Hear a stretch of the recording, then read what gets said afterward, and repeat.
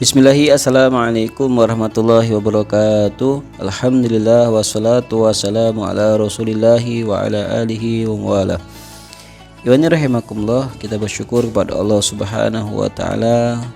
Allah subhanahu wa ta'ala masih memberikan keimanan, kesehatan dan kesempatan kepada kita, sehingga di bulan Ramadan ini Allah subhanahu wa ta'ala memberikan kemampuan untuk beribadah kepadanya. Semoga apa yang telah kita tunaikan dicatat sebagai kebaikan sisi Allah subhanahu wa ta'ala, dan kelak pada hari kiamat kita digolongkan termasuk orang bertakwa dan dimasukkan ke dalam surganya. Amin ya rabbal alamin. Salawat dan salam semoga tercurahkan kepada Nabiullah Muhammad sallallahu alaihi wa ala alihi wasallam, keluarga, sahabat tabi'in dan tabi'ut tabi'in serta orang-orang yang istiqamah menjalankan sunnah beliau hingga yaumil qiyamah.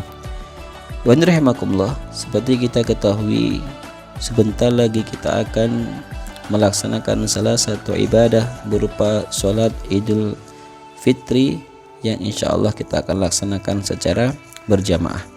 Namun alangkah baiknya jika sebelum melaksanakan sholat tersebut kita mengetahui, kita membahas dan kita melaksanakan beberapa sunnah-sunnah Rasulullah SAW untuk melakukan atau menyambut hari yang mulia tersebut.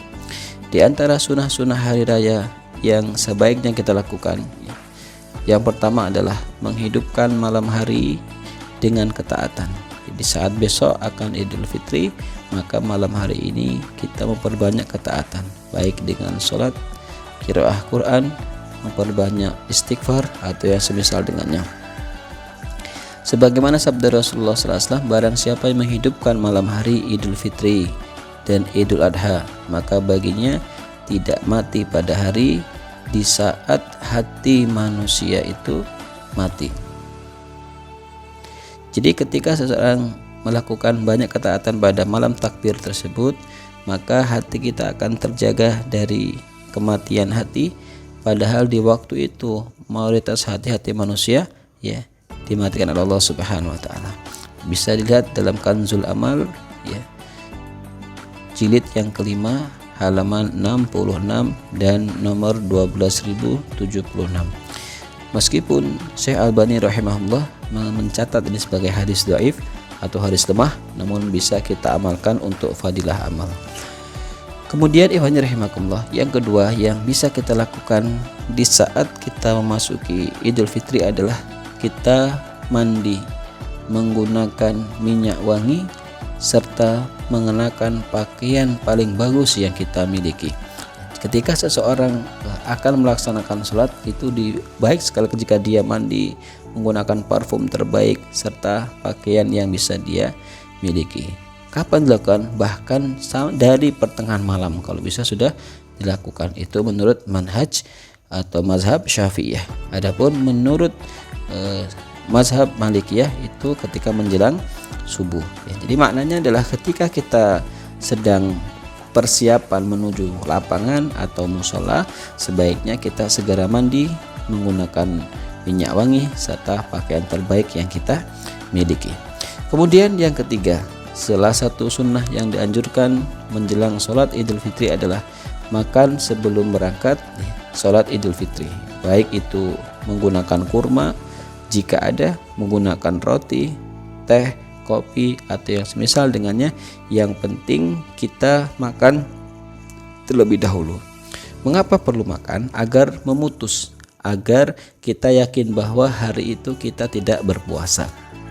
Karena tanggal 1 Syawal itu haram bagi kaum muslimin untuk berpuasa. Maka di pagi hari itulah kita makan dan minum agar memastikan kita tidak berpuasa.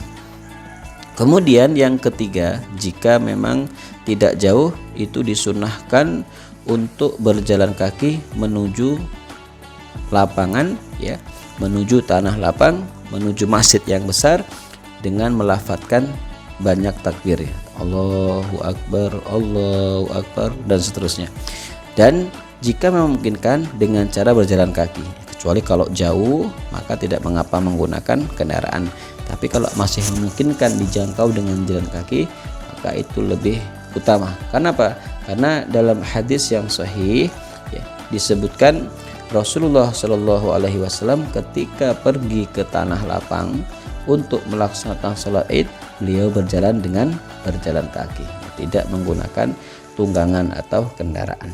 Namun kami ulangi, jika tempatnya jauh tidak mengapa menggunakan alat transportasi baik motor, mobil atau yang semisal. Kemudian yang keempat, jika memungkinkan berangkat dan pulangnya jika memungkinkan jalan yang berbeda.